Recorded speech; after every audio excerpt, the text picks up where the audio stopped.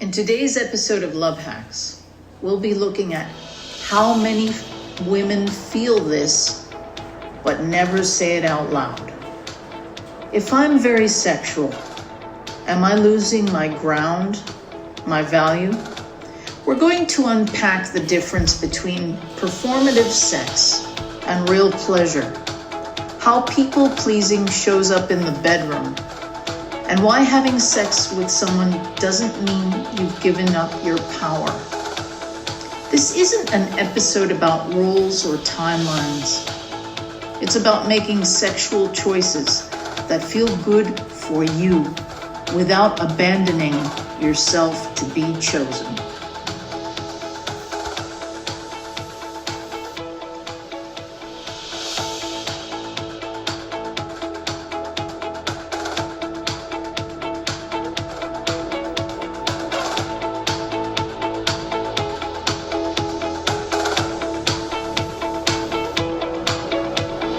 Well, hello all.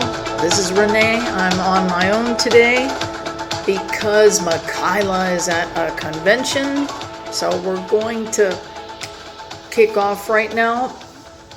And well, we're going to talk about something very important today on Love Hacks, which is how many women feel, regarding sex. Now, obviously, this topic could go on forever. So, I am just gonna maybe approach one aspect of it because this is a vast topic. So, sex is something most of us at some point or another experience. Obviously, if we're just into sex, well, again, these are standards that have been created by society. Obviously, you can bend the rules, right? But the word sex tends to mean, intercourse, but not necessarily with love included. And making love is one based on love, where you have intercourse, but it's mixed in with actual love. Now, most of us, both men and women, we've grown up inside a really confusing double standard, which is, and this one, I'm sorry to say, this one goes out more to women, okay? Like, they make you think, be sexy, be sensuous, but not too much. Don't be too sexy. Also, and that includes, behavior, clothes, the way you dress, constantly being scrutinized over this. Then there's again, be experienced in the sexual sense, but not too experienced. So you can, if you're a woman, it's okay to have had, and not in all cultures, but in the Anglo-Saxon culture, it's okay to have had a few boyfriends, even in the Latin culture these days. I'm not going to get into the other ones, but in the Anglo-Saxon and most Latin cultures, be experienced, but not too much. Because if you're too experienced and you're a woman, chances are they're going to label you, they're going to give you they'll call you a tart or an easy lay.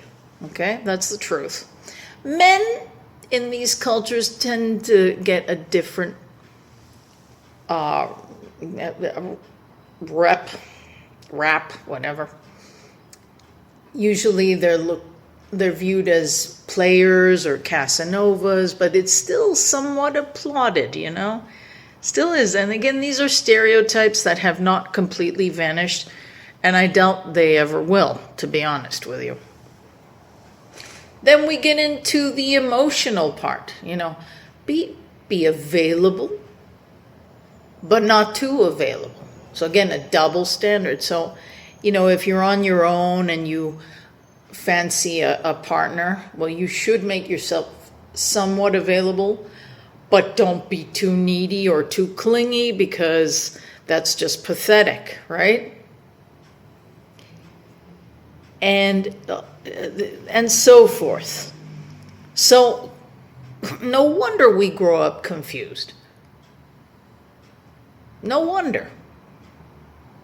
Be I don't know, be sexy like, oh goodness. Well, I don't want to get into celebrities, but I will for a bit. So be sexy, but not too sexy. So I'm thinking maybe be like Britney Spears was, but not like she is now, for example. And that's the way I've seen it with her, poor thing, I remember when she came out on that magazine cover all those years ago, where she's on a bed of sorts. Yes, she's fully clothed with a telephone, but it looks like a sexy picture. And today, if you watch her Instagram, you don't get that. You get a lot more skin. I feel really bad for her. I really do. But that's an example of that. She was sexy, but now it sometimes goes overboard. Be experienced, but not too experienced. Well, there I can look at Madonna. The woman is very bright. But, when she released her book, Erotica, she came off as something else. People were very judgmental. She still doesn't care, and I think that's great. But, yeah, I could hear loads of people talking about that, Oh, she's been around the block too many times. And then be available, but not too available, coming off as needy. Well, unfortunately, in the celebrity world, and I'm speaking, the needy ones end up writing songs about breakup and that, and usually it's not them who break up with the partner, it's the partner who breaks up with them. I mean, every other Taylor Swift song is about breakup. So you have to wonder, you've broken up they've broken up with you. That's the impression I get from her. And these, again, are celebrities. I don't know them. It's just what I get on the media, okay? But those are 3 examples, right? So it's very hard to really nail it in terms of, be sensual, have experienced, don't be like a babe in the woods. And even if you like or love the person loads, you can't show them all that much in terms of emotions, because you're going to come off as a Klingon. People get massacred on the media all the time over that. Just take a look at Hailey Bieber. She's been vilified I don't know how many times. Or Kylie Jenner. She seems very, very needy, or that's the way it comes off, right? And people tend to look down on all of these things if the person involved doesn't get it right. Yeah, if they're too sexy, they're sluts. And I speak for women here. With men, I do see it's a little easier. Sorry, but doesn't matter if you're gay or straight, but men, I think, still have it easier in that sense. Look at Michele Morrone, like a really sexy guy. Nobody is saying anything about him in that sense, right? So, but I remember when Christina Aguilera did that one, the album that came out in 2001, I think, or 2002. she did she had a sort of glow up, and people were saying it was too much. You see? Anyhows. Now, really, no wonder so many women feel torn between wanting to enjoy their sexuality and being terrified of being judged, discarded, or labeled because of it. And many women hold back, even though we're in modern times, right? I mean, imagine the way it was for people at the turn of the 20th century. That would have been torture, But even today, women tend to hold back. Most do still, right? And there's a sort of a blueprint out there. Again, not for all cultures, but Western culture, perhaps. Like waiting for X dates. Well, no, we don't want to look at that, but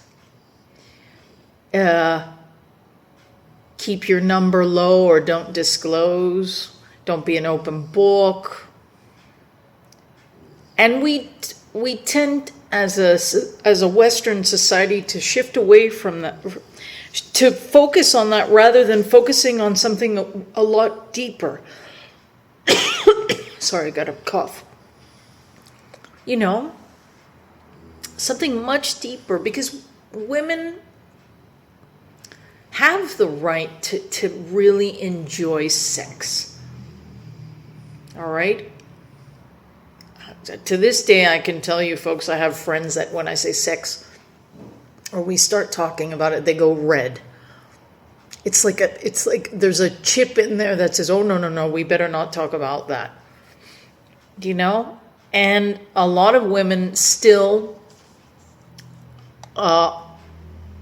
learn performative sex, like they perform, they buy the baby doll or the other lingerie because they want to make their man feel happy, but they neglect themselves. So this episode is about unlearning things like performative sex. It's about reclaiming your body as yours rather than you thinking all the time about how, and this one goes for everyone.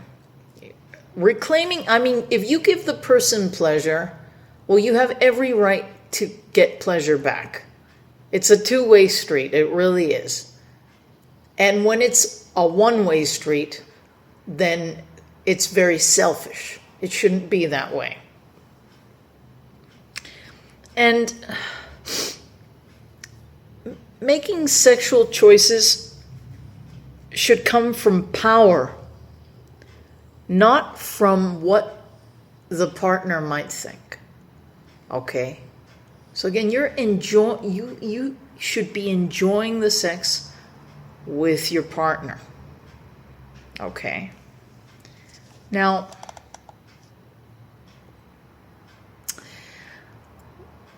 how can I put it? A lot of people,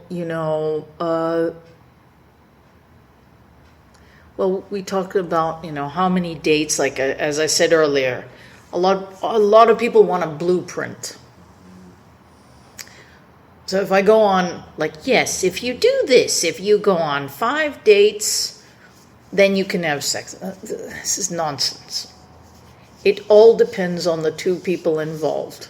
And I say two, I'm not getting into other stuff, okay? So that also means, well, are you going to go over to that person's house, or are they going to come over to your house right at the beginning of the relationship, and you'll end up falling into sex even after date 1? I don't really recommend it. Again, there are exceptions to the rule, but it's much better to get to know a person before. It depends on what you want, right? But if you want a relationship, yeah, don't give away the goods. But I'm not going to give you a set amount of, or a number of dates you should do before this happens. You have to use your criteria. I'm just saying, hey, maybe you want to get to know the person, or maybe, okay, let's say you start having sex right away. Well, then mix it up a little. Like, don't make it all about sex every time unless you want that. But if you want to engage in something deeper with the person, then there have to be times where, okay, one time, all right, we'll have sex, but the next date we'll go for a coffee, to have a nice chat, if you're interested in really getting to know the person. Because what happens with just sex is this. Okay, sex, and we're not talking about anything else.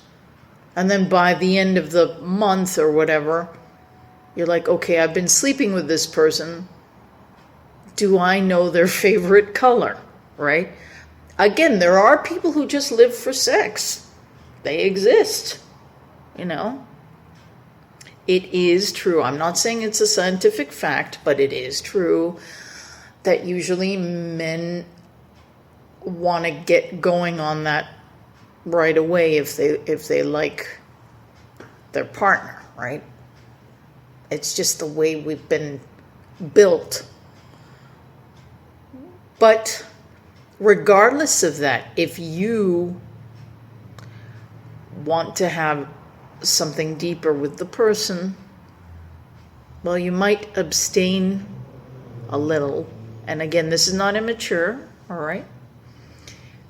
This is just the way things are. And here, it's complicated.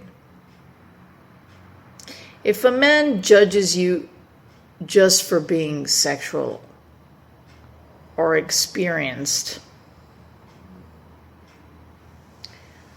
well then, and he doesn't bother with your mind, and you're looking for a form of proper intimacy. Again, when I say intimacy, I'm not just talking about sex. I'm talking about the whole package, okay?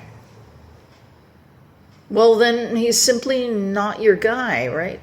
But if you're one of these people that who loves one-night stands, well, then he sure is, right?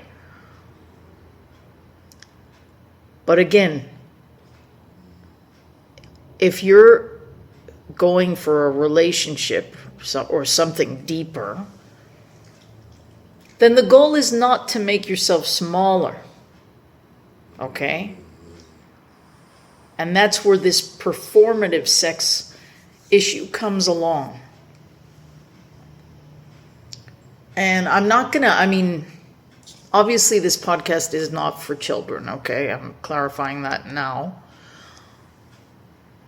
Without getting too technical, I'll just say this. If the person asks you to behave in a certain way and you go along with it even though you don't like it, that's an example of making yourself smaller. And if the person reaches a climax and you haven't gotten even close to that, and then the person just rolls over, typical scene, just rolls over and either falls asleep or has a cigarette, and you're not even close to your climax, well, then that's just not only making you feel small, but you feel used even, and you don't feel sexually satisfied. Yeah, sex is important, if you're in a relationship or starting one or whatever, it is a part of the dynamic, right? And those sorts of situations are not cool because sex is supposed to be enjoyed by both parties. Now I'm gonna get more into performative sex versus real pleasure. Unfortunately, a lot of us learned about sex in a very performative way. We weren't asking, what do I like? What feels good for me? We were asking, do I look good right now? Does he think I'm amazing? Am I doing what I've seen in porn or movies? You know, I'm not going to make the noises here, but... And that's just all, you know, like, again, you see all these ladies buying lingerie and it's to look good. But when it's time for them to feel the big O, they completely neglect the idea because they're just focusing on their partner's ecstasy. And so, in a way, sex became like a performance, an audition, even a service, right? Without getting paid, because that's prostitution. But I mean, it's just performative. And I do know people like this. I know women that have never experienced an orgasm. They've been doing performative sex their whole life in terms of their relationship with their partner or husband. Their whole life. How sad, no? Because they've never felt that magic that an orgasm can bring. So for those women who, and yeah, but men too, but here I am thinking more about women, sorry. Men, if you think that your spouse or girlfriend or whatever, you know, is really trying to please you all the time and you really have to make no effort, take a step back. Take a step back and think, how's she feeling? And this can go for gay couple. I'm going to be inclusive. Can work for gay couples too. Gay and lesbian couples, all right? It seems under performative sex, there's always the performer and the person that's enjoying the performance. So always ask yourself the question: if you're the taker, you know, the performer's the giver and you're the taker. Well, take a step back and say, am I giving back to this person, or am I just taking? I mean, it's a great deal for me, right? But the performer might become exhausted at one point, or suddenly say, you know what, I have a headache. That's a classic line. Hey, let's do it tonight. Oh, you know what, I have a migraine. My stomach hurts. Rarely will they say I'm too tired, but some might say that. Yeah, so again, don't be selfish, taker, and giver. Don't overdo it, right? And that's where the giver has to unlearn performative sex. Okay? You have to unlearn it. And how can you please yourself? And this is part of it, okay? I'm not embarrassed to talk about it. You have to know what your body enjoys. Looking for real conversations about love, connection, and everything in between? Listen to Love Hacks. Honest, heartfelt, and in 4 languages: English, Espanol, Francais, and Portuguese. Find your version wherever you get your podcast. See you soon. So, breath, touch, curiosity, like have your partner touch you, be curious about you. You can explore yourself through masturbation as well. You can move and dance maybe. And also pay attention to what you really like. I mean, in terms of, because this is more physical, like touchy, but Also, what you like to watch. Like if I mentioned porn earlier, well, there's different types of porn, or maybe you want to see an erotic movie that's not necessarily porn. A good movie I'm going to recommend, it's old, but it's really good, is 9.5 Weeks with Kim Basinger and Mickey Rourke before he did all that surgery. This is a very erotic film without it being porn.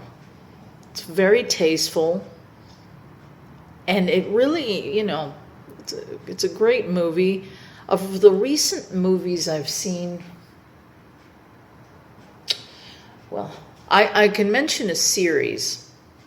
This is a gay series, but I find it very erotic. And it's called Fellow Travelers. Again, it's not pornography, okay? And then I've heard of some stuff. What is it? This new show. Oh yeah, it is gay too. I'll think of a straight one as well. Don't worry. This one is called Heated Rivalry, and apparently it's really good. Let me think of a straight. Well, classic films. I mentioned 9.5 Weeks. Another wonderful movie is The Notebook. That one's more emotional,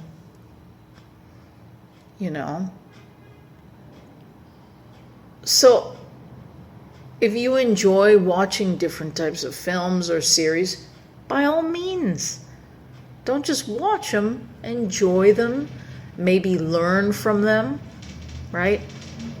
But don't watch the performative pornography. Really, that I don't recommend. I find it hilarious. The way they exaggerate everything, right?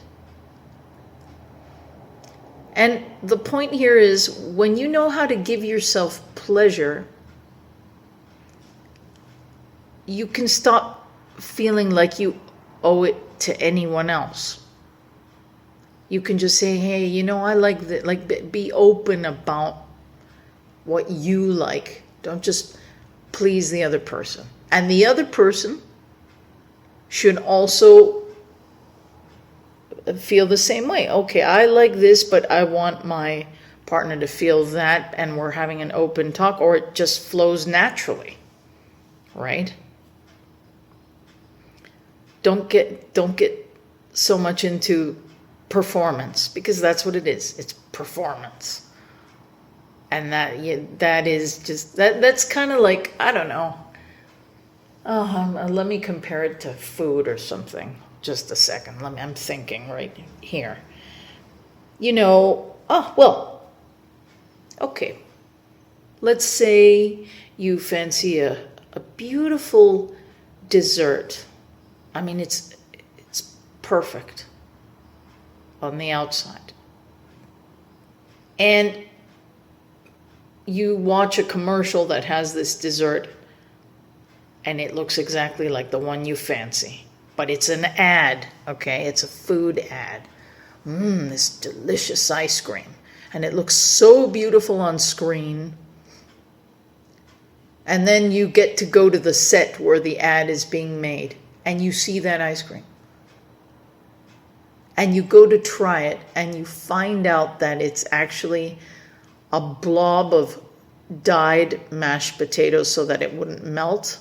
Is marketing, or no, not marketing, publicity, I guess. And a lot of people who make ads, behind the scenes, they don't use the actual food. They use other food to make it look like the food being sold, right? So imagine you're looking at this wonderful looking ice cream, and then you go and try it, and it's actually mashed potatoes with dye. Well, that's performative. So it's the same thing. You don't want mashed potatoes. You want the real ice cream. You want to feel that coolness down your throat, the tangy flavor. And I don't mean to sound corny, but You should be honest with yourself, right? Also, sometimes you might not want to engage in sex. Genuinely, you should have you should feel confident enough with your partner to be able to say, hey, you know what, tonight let's just watch a movie and cuddle. If you're with a partner. If you're playing the one night stand, well, you know that that's pretty much not going to happen. But if you're trying to pursue a relationship or are already in one, well, yeah, I mean, and that's self-respecting yourself. You don't need to engage in sex every time your partner wants it, because if you don't want it, that means you guys won't be aligned. At the same time, on the flip side, let's say you are feeling very sexual and your partner is too, but you're holding back because you don't want to feel ashamed because you have a prudish sort of mentality and that's been ingrained in you. Well, break free from that. Let yourself go. You know this person in terms of sex, so I mean, if you really want to do something, sexual with the person you're with, like out of the ordinary, not in a, this is out of the ordinary, like, for example, I don't know, using handcuffs.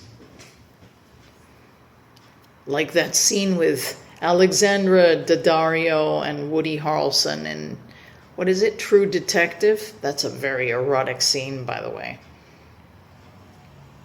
Well, you know what? Do it. Don't be ashamed. Like, don't be like, oh no, I can't. Oh no, it's out of my... Hey, you want to experience that? Do it. If you have that trust.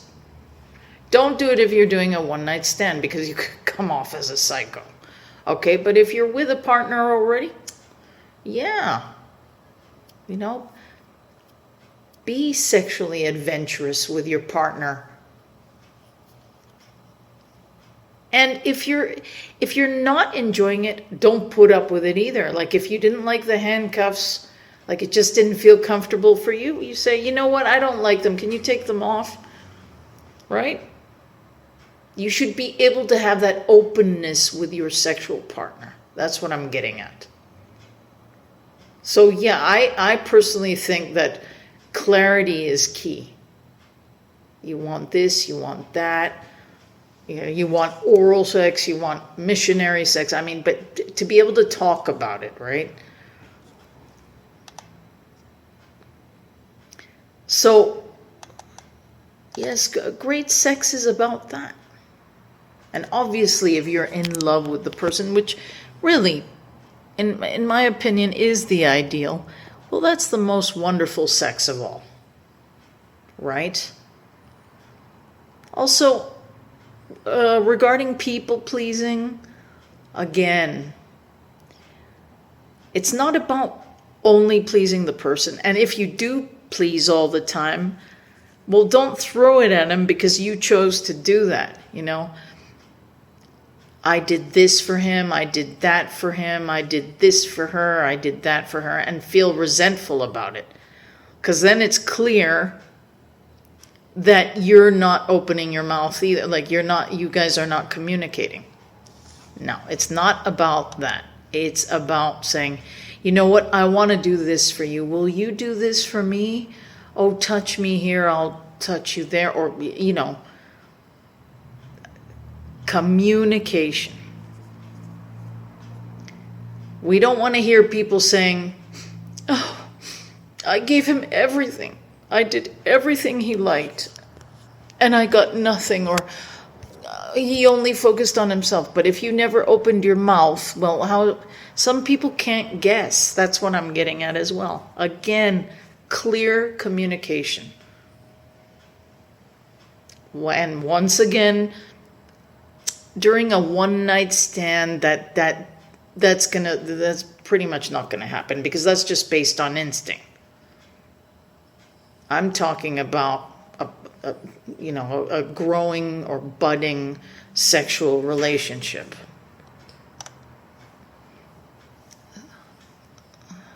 So, and sometimes you sometimes you won't feel like having sex, and maybe he or she won't either, and that's fine. Again, you have you have no trust issues in the sense you can easily say, you know what, let's just sleep together, hold each other, let's watch a movie, or hey, look, let's go out to a restaurant. You can change it up. It doesn't all have to be based on sex. Nothing should be forced, right? So, and going back to the whole performance thing again, please don't leave this saying or thinking, not leaving this, sorry, but please don't think, if I give the performance of my life, they'll see how amazing I am and they'll stay. Oh, please, don't. Yeah, don't do that. Don't think that that's your currency.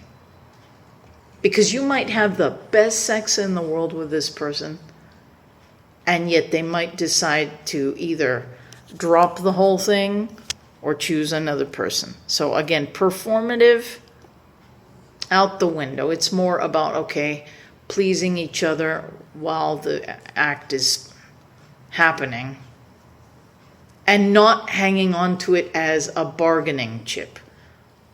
How could you leave me if I gave you the best oral sex you've ever had in your life? You even said it as you were yelling with pleasure. And the person's going to say, well, yeah, because I lived the moment, but right now I kind of want to see someone else, and you and I, we are not a couple. I mean, they could come up with that. And if you're a couple, again, you have to have way more things in common. Because otherwise, if the relationship is only based on sex, well, then it'll fizzle, because there'll come a point where you've been, like, if you guys do the whole Kama Sutra, and then there's nothing else, well. But yeah, don't use sex as your bargaining chip to make the person stay, because that's not a guarantee at all. Have sex because you want pleasure. Okay? And well, folks, I think that's all for today.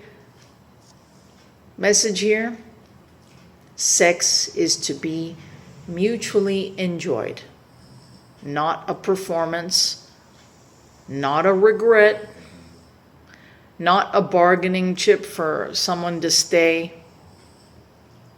It is about self-pleasure and the other person's pleasure. And well, I really hope you enjoyed this. These are my tips. And if you don't have a partner and you're afraid, remember the other tips I gave you. You can explore yourself. There's nothing wrong with that. All right, well, I'm going to let you guys go now. Have a wonderful week and get geared up for Valentine's Day. That's just around the corner. Take care, and may the force be with you. Bye.